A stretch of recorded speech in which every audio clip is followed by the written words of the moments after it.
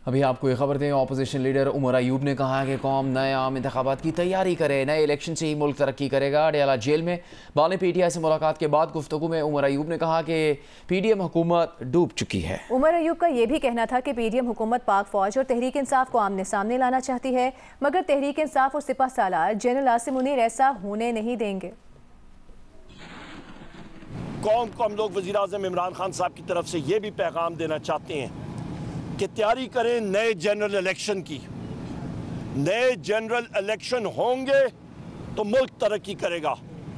इस मुल्क की चारों सूबों की जंजीर है वज़ीर आज़म इमरान खान साहब। ये PDM हुकूमत, शहबाज शरीफ हुकूमत, मरियम नवाज हुकूमत, इनके तो छक्के छुट के हैं, ये डूब गई है। शहबाज शरीफ और ये PDM की हुकूमत जो है, ये बदकिस्मती के साथ पाक फौज और तहरीक इंसाफ को आमने सामने कर रही है और उससे वो अपने शहबाज शरीफ और ये लोग अपने नापाक अज़ाइम निकालना चाहते हैं। ये इंशाअल्लाह ताला हम कभी नहीं होने देंगे और ना ही सिपह सालार या जनरल आसिम मुनीर ये होने दें। इलेक्शन कमीशन ने मखसूस नशिस्तों से मुतालिक फैसले पर अमल दरामद के लिए सुप्रीम कोर्ट से रहनुमाई मांग ली है। इलेक्शन कमीशन ने 41 आज़ाद अरकान से मुतालिक वजाहत के लिए रजिस्ट्रार सुप्रीम कोर्ट को दरख्वास्त दे दी है। इलेक्शन कमीशन ने अपनी दरख्वास्त में कहा है कि 41 आज़ाद अरकान ने पार्टी वाबस्तगी की दस्तावेज़ात जमा करवा दी हैं।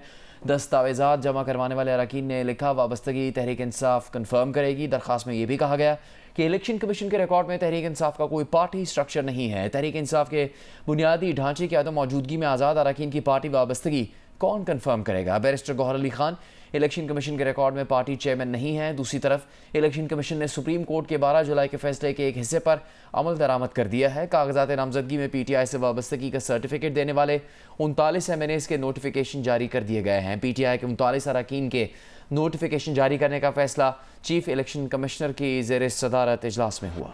मुस्लिम लीग नून के सेनेटर इरफान सिद्दीकी ने सवाल किया है कि क्या आर्टिकल 187 के तहत मुकम्मल इंसाफ का तस्वुर सिर्फ एक शख्स या जमात के लिए ही है?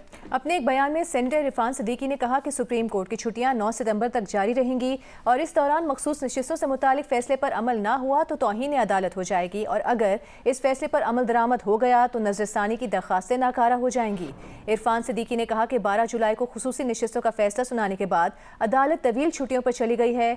2 मुअज़्ज़ज़ जजेस ने चीफ जस्टिस की ये दलील रद्द कर दी कि आइन और इंसाफ के तकाजे हमारी तफरीह और तातीलात से ज़्यादा अहम हैं। कराची में बलोच कॉलोनी पुल पर गुज़िश्ता शब उलटने वाले ऑयल टैंकर को 15 घंटों से ज़ायद वक्त गुजरने के बाद हादसे की जगह से हटा दिया गया। सैकड़ों लीटर जेट ऑयल सड़क पर बह गया। शहरियों ने ऑयल डिब्बों में भर लिया।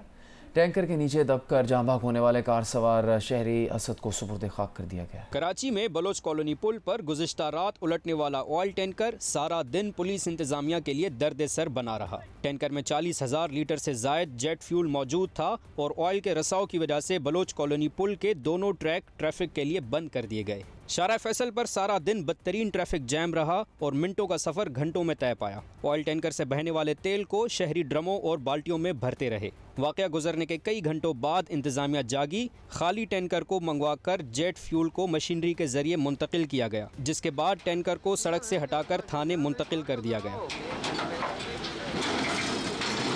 तमाम ऑपरेशन में 14 घंटे से जायद का वक्त लगा। ऑयल टैंकर के नीचे दबकर जाँ बहक होने वाले असद जैदी की नमाज जनाजा अदा कर दी गई। पुलिस के मुताबिक हादसे का शिकार होने वाला ऑयल टैंकर किमाड़ी पोर्ट से एयरपोर्ट जा रहा था। कैमरा टीम के साथ जीशान शाह, जियो न्यूज़, कराची। जमात इस्लामी हाफिज नईम ने कहा है कि इस्लामाबाद में पुरअमन धरना होगा। धरने के शुरा रिलीफ के लिए बगैर वापस नहीं आएंगे। गुजरावाला में खिताब करते हुए हाफिज नईम ने कहा कि लोग अपने घर की चीज़ें बेच कर बिल अदा कर रहे हैं। आवाम IPP से छुटकारा चाहते हैं।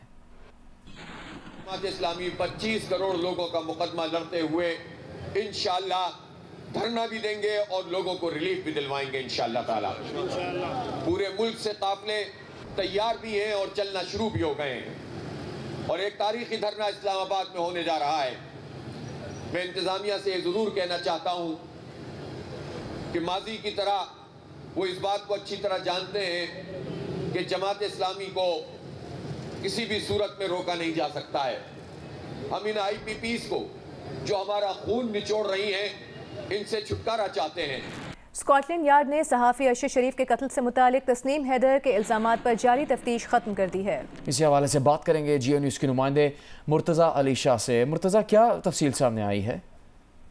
जी, स्कॉटलैंड यार्ड ने जियो न्यूज़ को तस्दीक की है कि उन्होंने PML बरतानिया के एक्टिविस्ट तस्नीम हैदर के जो इल्ज़ामात उन्होंने तकरीबन 1.5 साल पहले लगाए थे, जिसमें उन्होंने कहा था कि जो साफ़ी अरशद शरीफ का केन्या में कत्ल हुआ था उसकी मर्डर कॉन्स्पिरेसी लंदन में बनी थी, जिसमें नवाज शरीफ, मरियम नवाज, मियां सलीम रजा, नासिर महमूद और जो दीगर मुस्लिम लीग के जो लोग हैं वो शामिल थे। उन्होंने ये भी कहा था कि जो PTI के जो बानी चेयरमैन है उनके ऊपर जो गुजरांवाला के करीब जो अटैक हुआ था वो प्लान भी लंदन में बना था। और फिर उन्होंने अप्रोच किया था स्कॉटलैंड यार्ड को, जिस पर स्कॉटलैंड यार्ड का जो काउंटर टेररिज्म कमांड यूनिट है उन्होंने इन इल्जामात को सीरियसली लेते हुए उनको तकरीबन 1.5 साल तक इन्वेस्टिगेट किया।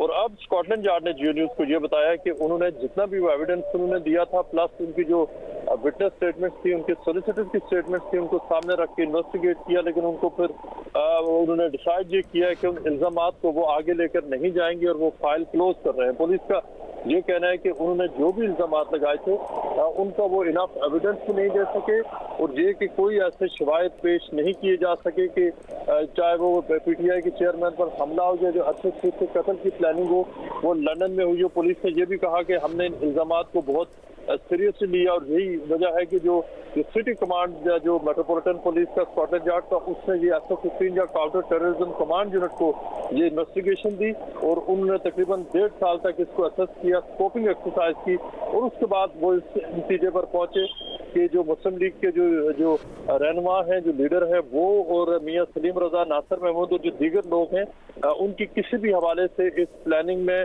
जो पाकिस्तान में अटैक हुआ, जो केन्या में मर्डर हुआ, उसमें उनकी इन्वॉल्वमेंट नहीं थी। तस्नीम हैदर से जब हमने रब्ता किया तो उन्होंने कहा कि पुलिस उनको बता चुकी है कि वो इस इन्वेस्टिगेशन को बंद कर रहे हैं, आगे नहीं ले जाएंगे। लेकिन उन्होंने कहा कि वो अपने इल्जामात पर अब भी कायम है। उन्होंने ये दावा भी किया कि पुलिस ये कह रही है कि उनके हाथ बंधे हुए हैं। जो उनके वकील हैं जो जिन्होंने PTI के बानी चेयरमैन के हवाले से कंप्लेंट की थी, उन्होंने भी अब ये कहा है कि वो इस हवाले से उन्होंने जो सवालात हमने उनको भेजे थे उन्होंने उस हवाले से अभी तक कोई जवाब नहीं दिया। बहुत शुक्रिया आपका मुर्तज़ा अली शाह।